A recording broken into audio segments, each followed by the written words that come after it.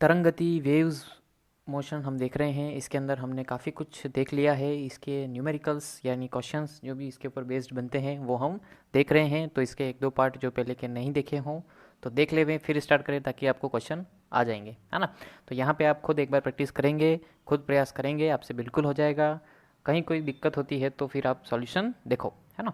तो एक बार आप खुद ज़रूर से ट्राई करें, है ना, फिर ही देखें। शुरू करें। देखो, किसी ऊतक में ट्यूमर की उपस्थिति को देखने के लिए अस्पताल में पराश्रव्य स्कैनर यानी क्रम वीक्षक का उपयोग किया जाता है। इस अस्पताल स्कैनर की कार्यकारी आवृत्ति 4.2 मेगाहर्ट्ज है। ऊतक में ध्वनि की चाल 1.7 किलोमीटर प्रति सेकंड है। ऊतक में ध्वनि का तरंग दैर्ध्य होगा। इसके अंदर कुल मिला के आपको एक जो स्टोरी बनाई है कि हॉस्पिटल है न, कौन सी मशीन है न, उससे क्या माप रहे हैं, कहीं इतना आपको उलझने की ज़रूरत नहीं है। ये केवल और केवल स्टोरी बनाई है आपको ताकि थोड़ा सवाल एकदम भारी लगे, बाकी सवाल एकदम फर्जी है ना। तो इसके लिए आपको कुछ नहीं करना है। आपको क्या देखना है और क्या निकालना है वो देखो। हमेशा कोई भी न्यूमेरिकल हो, है ना, ये नहीं, कोई भी न्यूमेरिकल हो, क्या निकालना है वो देखो। तो तरंग दैर्ध्य अपने को निकालना है। क्लियर। इसके लिए आपको क्या चाहिए, तो आपको फॉर्मूला याद करो। तरंग दैर्ध्य निकालने के लिए आपने फॉर्मूला पढ़ा था v बराबर एन लेमड़ा। तो उससे लेमड़ा की वैल्यू कितनी आ जाएगी, v अपॉन एन, है ना। तो इसका मतलब आपका फॉर्मूला हो गया लेमड़ा बराबर v अपॉन एन। तो इसके लिए आपको क्या चाहिए, वेग चाहिए। तो आपको दे रखा है ये रहा, है ना। और इसके लिए आपको एन यानी कि आवृत्ति चाहिए, तो वो भी दे रखी है, ये रही। बस दोनों दे रखा है, वैल्यू रख दो, आंसर आ जाएगा, है ना। तो थोड़ा सा आपको ध्यान देना है। बाकी ये सब कोई पूरी स्टोरी पे आपको कहीं कोई उलझने की ज़रूरत बिल्कुल नहीं है, ठीक है। देखो कैसे करेंगे, क्या आएगा आंसर, पहले खुद निकालो। फॉर्मूला क्या कहता है हमारा, लेमड़ा बराबर v upon n. Okay, v कितना दे रखा है, 1.7 किलोमीटर प्रति सेकंड, है ना। मात्रकों का ध्यान रखें, किलोमीटर प्रति घंटे में नहीं दिया है आपको, किलोमीटर प्रति सेकंड में दिया है। इसका मतलब आपको केवल जो किलोमीटर है उसको मीटर में बदलना है। तो 1.7 किलोमीटर को मीटर में बदलने के लिए क्या करेंगे, 10 की घात 3 यानी कि 1000 का गुणा, है ना। तो ये 1000 का गुणा, तो ये हो गया 1.7 इंटू 1000 मीटर प्रति सेकंड। ओके, मात्रकों का थोड़ा ध्यान देना है यहाँ पे। और 4.2 मेगा हर्ट्स दे रखी है आवृत्ति, है ना। तो मेगा मतलब कितना होता है, 10 की घात 6। तो 10 की घात वाला अगर वीडियो नहीं देखा हो तो देख लेना, प्लेलिस्ट में मिल जाएगा, ताकि आपको जितनी भी घातें हैं 10 की घात, है ना, उनके सबका आपको एकदम तुरंत नाम सुनते ही आपको याद आना चाहिए कि कौन सी घात की बात हो रही है। मेगा मतलब 10 की घात 6। ओके, बस अब इसको सॉल्व कर दो। 1.7 अपॉन 4.2 अलग, एक बार 10 की घात वालों को अलग से सॉल्व कर लो तो कितना आ जाएगा, 10 की घात 3 ऊपर है, 6 नीचे से ऊपर जाएगा तो माइनस का हो जाएगा।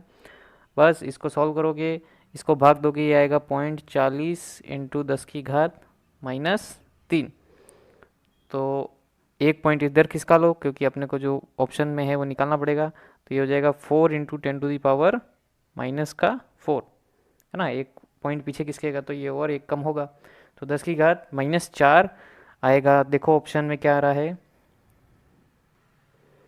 4 इंटू 10 की घात -4 मीटर, यानी कि पहला ही पहला ऑप्शन आपका आंसर है।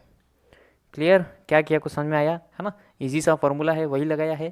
थोड़ा सा मात्रक का ध्यान देना है, और जो भी लंबी चौड़ी स्टोरी आपको बनाई है उसके ऊपर उलझना नहीं है ना। क्या चाहिए वो देखो, वो निकालो और शुरू हो जाओ। Okay, next. समुद्र के किनारे खड़ा हुआ एक व्यक्ति प्रति मिनट 54 तरंगे प्रेक्षित करता है। यदि जल तरंग की तरंग दैर्ध्य 10 मीटर है तब जल तरंग की चाल होगी। तो देखो क्या करना है, इसके अंदर भी चाल पूछी है, यानी कि आपको v निकालना है, ठीक। यदि जल तरंग की तरंग दैर्ध्य 10 मीटर है तो तरंग दैर्ध्य आपको दे रखी है 10 मीटर, यानी कि लेमड़ा आपको दे रखा है। तो और क्या, v निकालने के लिए और क्या चाहिए, एक तो लेमड़ा और एक n यानी कि जो प्रति सेकंड जो वैल्यू दी हुई होगी आपकी वो। तो लेकिन यहाँ पे आपको कितनी दी है, प्रति मिनट 54 तरंगे, है ना। तो आपको यहाँ पे थोड़ा ध्यान देना है मात्रक का। आप जो आवृत्ति मापते हैं हर्ट्स में वो क्या होती है, प्रति सेकंड, है ना। उसका मात्रक एक और होता है 1/सेकंड, उसको प्रति सेकंड बोलते हैं हम। तो जो भी आपको निकालना है वो प्रति सेकंड में निकालना है, लेकिन आपको यहाँ प्रति मिनट में दे रखा है। तो आप क्या करोगे, 1 मिनट में कितने सेकंड होते हैं, 60, तो 60 का भाग दे देंगे। ओके, करो प्रयास। फॉर्मूला है हमारा v बराबर एन लेमड़ा। इसके अंदर n क्या है, आवृत्ति, आवृत्ति कितना है 54 प्रति मिनट। तो प्रति मिनट की जगह हम क्या लेंगे, प्रति सेकंड, यानी कि 60 का भाग दे देंगे। इनटू लेमड़ा कितना दे रखा है आपको, 10 मीटर। ये सॉल्व कर लेना, ये कट जाएगा, ये आ गया आपका 9 मीटर प्रति सेकंड। देखो ऑप्शन 9 मीटर प्रति सेकंड डी। ओके, आगे आंसर सभी क्या आया होगा, इजी है एकदम, है ना। आगे अच्छे अच्छे क्वेश्चन भी देखेंगे, थोड़ा सब्र रखें, धीरे धीरे आगे बढ़ेंगे स्टेप बाय स्टेप। ठीक है साहब, देखो 120 हर्ट्ज आवृत्ति की एक तरंग में 1 मीटर की दूरी पर स्थित बिंदुओं के बीच कलांतर 90 डिग्री है, तब तरंग का वेग होगा। यानी कि अब यहाँ पे आपको वेग v निकालना है। थोड़ा सा अच्छा क्वेश्चन है, आपको फॉर्मूला अगर ध्यान है तो आप इजीली कर लेंगे, फटाफट करो प्रयास एक बार। क्या क्या दे रखा है वो देख लो आप। कलांतर दे रखा है 90 डिग्री, तरंग में 1 मीटर की दूरी पर स्थित है, यानी कि आपको कितना दे रखा है, ये बिंदुओं की दूरी पर स्थित बिंदुओं के बीच कलांतर, यानी कि एक तरंग में 1 मीटर की दूरी पर स्थित बिंदुओं के बीच कलांतर दे रखा है, यानी कि आपको ये तो कलांतर दे रखा है, यानी कि डेल फाई दे रखा है, और ये आपको डेल एक्स दे रखा है। ओके, ये डेल फाई है, ये डेल एक्स है, आपको 120 हर्ट्ज आवृत्ति यानी कि स्मॉल एन दे रखा है। अब इससे आपको क्या निकालना है, वी निकालना है, वेग। देखो कैसे करेंगे। देखो v बराबर फॉर्मूला है हमारा एन लेमड़ा, है ना। तो हमको n तो पता है, दे रखा है क्वेश्चन में, लेकिन लेमड़ा नहीं पता है। लेमड़ा पता होगा तो हम v बराबर एन लेमड़ा लगा के वेग निकाल लेंगे। तो अब अपना फोकस कहाँ पे रहेगा, लेमड़ा निकालने पे, है ना। अब लेमड़ा निकालने के लिए आपको बहुत सी चीज़ें दे रखी हैं, जिसका फॉर्मूला आप कलांतर और पथांतर वाला लगाओगे, जो क्योंकि आपको दोनों की वैल्यू दे रखी हैं। तो कलांतर बराबर 2 pi by lambda upon into del x, यानी कि कलांतर बराबर 2 पाई बाई लेमड़ा इंटू पथांतर।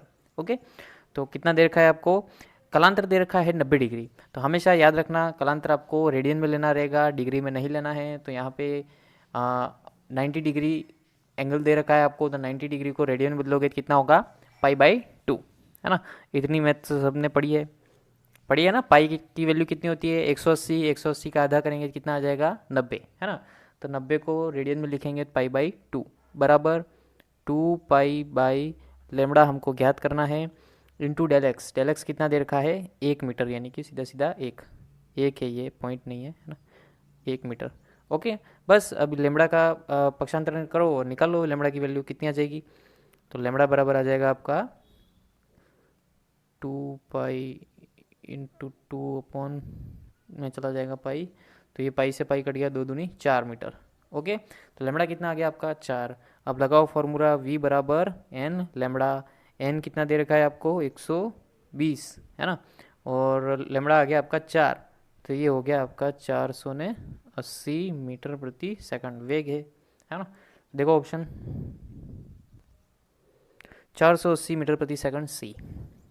समझ में आ गया, इजी है, कोई ज़्यादा हार्ड एंड फास्ट नहीं। ओके, कर लेंगे, आगे बढ़े। देखो साहब, एक बंदूक को चलाने के लिए बंदूक 8 सेकंड बाद, कौन सी है भाई, ओम है कि M416 है, हाँ उस पर फोकस नहीं करना है, हाँ ध्यान यहाँ पे दें। एक बंदूक को चलाने के लिए 8 सेकंड के बाद उसकी प्रतिध्वनि सुनाई देती है। 8 सेकंड बाद भाई, बाप रे। ध्वनि को परावर्तित करने वाली सतह की दूरी है।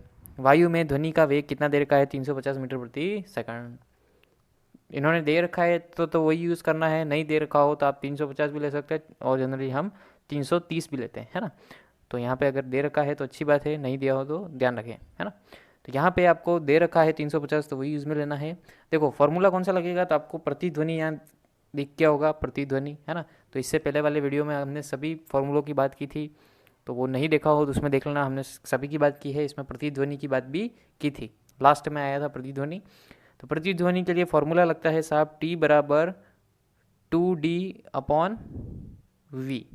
ओके साहब, V क्या है, तो वेग है, जो आपको ध्वनि का वेग दे रखा है। 2D क्या है, तो D वो डिस्टेंस है, तो डिस्टेंस ही आपको शायद इसमें पूछी है ना। ध्वनि को परावर्तित करने वाली सतह की दूरी, तो यही आपको D पूछा है, और T आपको दे रखा है 8 सेकंड। बस आपको दे रखा है T है, V D आपको निकालना है, तो निकालो साहब।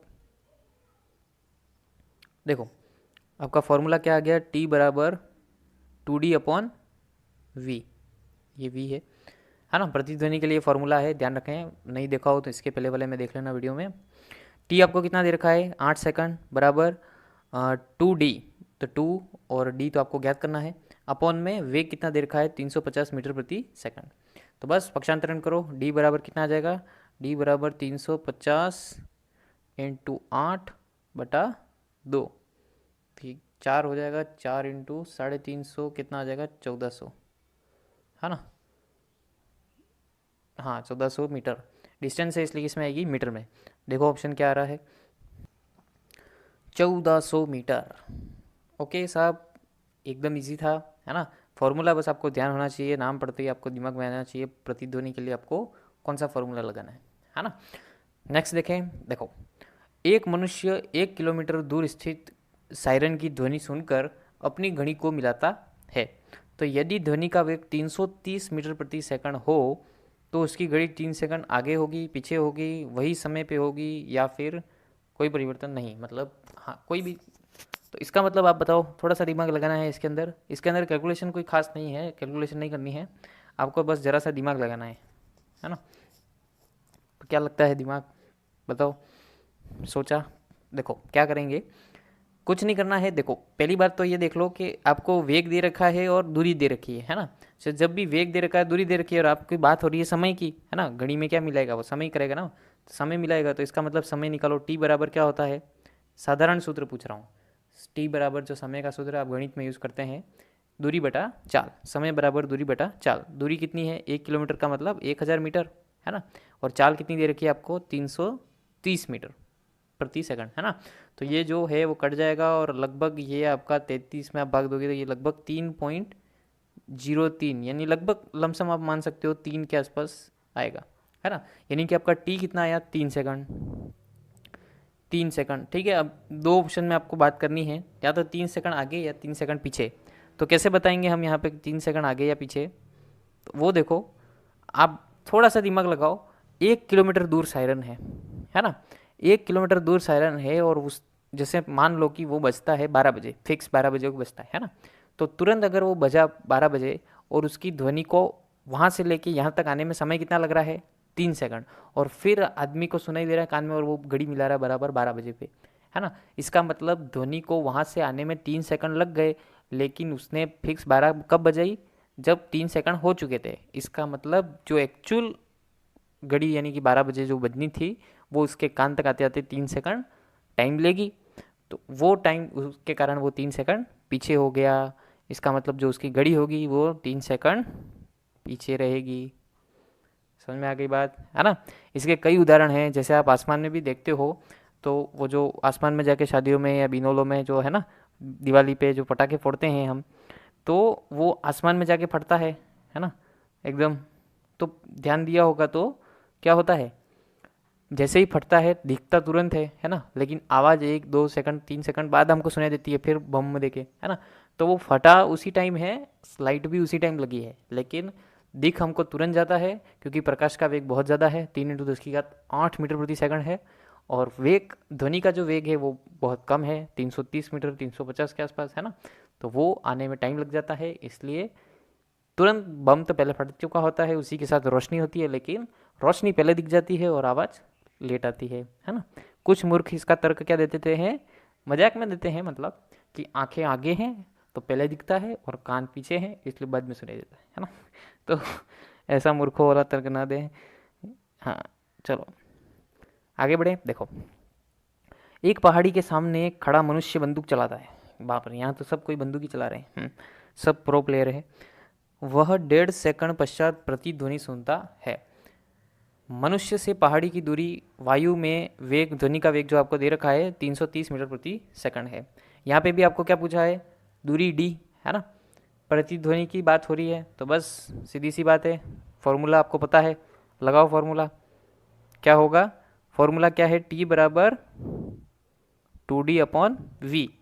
तो यहाँ पे आपको पूछा क्या है, मनुष्य से पहाड़ी की दूरी, यानी कि वही डी पूछा है आपको, यहाँ पे भी आपको v दे रखा है और आपको t दे रखा है।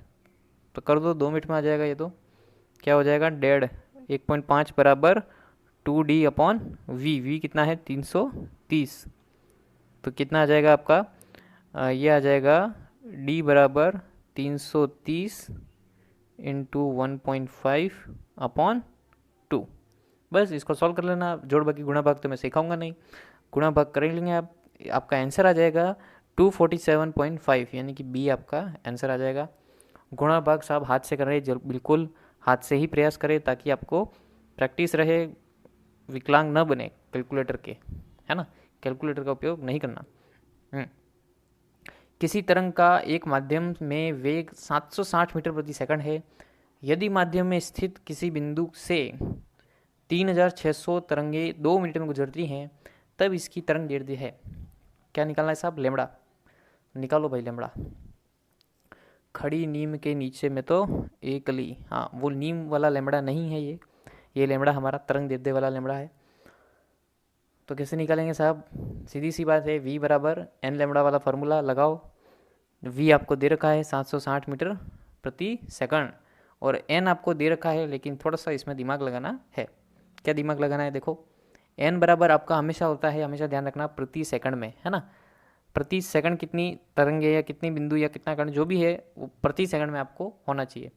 तो यहाँ पे आपको 3600 तरंगे दी हैं, 3600 तरंगे 2 मिनट में गुजरती है ना। तो 1 सेकंड में कितनी गुजरेगी वो आपको निकालना है। तो 2 मिनट में गुजरने का मतलब क्या होता है? 2 मिनट में कितने सेकंड होते हैं भाई साहब? 60 × 2 यानी कि कितने हो गए? 120 सेकंड। तो ये 120 सेकंड में 3600 है, तो 1 सेकंड में कितना होगा? तो 120 का भाग दे दो, तो कितना आ जाएगा? ये कट गया, 12 × 36 30, है ना। तो आपका n की वैल्यू कितनी आई? 30 हर्ट्ज। ओके, अब n है, v है, लेमड़ा निकालना है, निकाल लेंगे। कैसे? देखो v बराबर n लेमड़ा, तो लेमड़ा बराबर आ जाएगा आपका v अपॉन n। तो लेमड़ा बराबर v कितना है? 760 अपॉन n कितना निकाला हमने अभी? 30, है ना। तो काट दो वैल्यू और ये आ जाएगा आपका, भाग दोगे तो 25.3, ये आ जाएगा आपका b 25.3 मीटर। ओके, समझ में आया क्या किया, है ना। फॉर्मूला वही v बराबर एन लेमड़ा लगाया है। इसके अंदर केवल आपको आवृत्ति n का ध्यान देना था, इसलिए मैंने ये बताया है कि n आपको प्रति सेकंड में लेनी होती है। तो 2 मिनट की दे रखी है, तो आपको 2 मिनट में कितने सेकंड हो गए? 120। तो 120 का भाग दोगे तो आपका प्रति सेकंड वैल्यू आ जाएगी। ओके साहब, आगे बढ़े। देखो, यदि किसी तरंग की तरंग दैर्ध्य लेमड़ा 6000 एंगस्ट्रॉम हो तो तरंग संख्या होगी। तो ये तो एकदम इजी है, तरंग संख्या का फॉर्मूला पढ़ा था। तरंग संख्या को किससे प्रदर्शित करते हैं? न्यू बार या एन बार, है ना। यानी कि आवृत्ति के ऊपर आप बार लगा दोगे तो किससे प्रदर्शित होगा? वो तरंग संख्या, है ना। तरंग संख्या बराबर क्या होता है? 1 अपॉन लेमड़ा। बस, तो इसमें आपको क्या करना है? लेमड़ा आपको दे रखा है 6000 एंगस्ट्रॉम, तो 1 अपॉन 6000। अब यहाँ पे आपको प्रति मीटर में है ये, है ना। इसका मतलब आपको एंगस्ट्रॉम को किसमें बदलना पड़ेगा? मीटर में। तो एंगस्ट्रॉम, 1 एंगस्ट्रॉम बराबर कितना होता है? 10⁻⁻10 मीटर। ओके, तो ये आप इसको सॉल्व करोगे तो क्या आ जाएगा? 6000 इंटू 1/6000 इंटू 10⁻⁻10 को सॉल्व करना है। तो करो साहब, देखो क्या हो जाएगा? 1/6000 इंटू 10⁻⁻10। क्लियर? तो इसमें आप क्या करोगे? देखो पहले यूँ करो, सारे जीरो हटा दो ताकि आपको सॉल्व करने में इजी रहेगा। तो 1/0.6 कर देता हूँ मैं। तो ये 4 0 1 2 3 और 0.6 लिखा है ना, तो 1 0 और, तो ये 4 0 प्लस के और माइनस का 10 कितना हो जाएगा? -6। इसको ऊपर लाओगे तो ये जाएगा 1/0.6 का भाग दे देना, यह आ जाएगा लगभग 1.6, 1.66 इंटू 10⁻⁻6, -6 ऊपर आ जाएगा तो ये हो जाएगा +6। तो ये आपका आंसर आ जाएगा, आपका 1.66 इंटू 10⁻⁻6, ये सी। ओके साहब, जोड़ बाकी गुणा भाग आप थोड़ा करेंगे साहब, समझ में आ गया इतना तो, है ना। करना कैसे ये आपको आ जाना चाहिए। ओके, बस आगे नेक्स्ट और भी हम देखेंगे, इसके न्यूमेरिकल काफ़ी हैं, वीडियो ज़्यादा लेंदी हो जाएगा, इसलिए हम और नेक्स्ट वीडियो में, नेक्स्ट पार्ट में हम इसके और क्वेश्चन देखेंगे। तब तक पढ़ते रहो, बेसिक थोड़ा क्लियर करने की कोशिश करो, कोई भी एग्ज़ाम दो, है ना। सारे आपको बेसिक ध्यान होना चाहिए कि कैसे होता है, फार्मूला क्या है। आपको क्वेश्चन देखते हैं, फार्मूला आ जाए, बस इतना बहुत है ना। तब आप बाकी प्रयास, तो बाकी अभ्यास जितना करोगे उतना हो जाएगा, है ना। तो बस पढ़ते रहो, मस्त रहो, खुश रहो। धन्यवाद।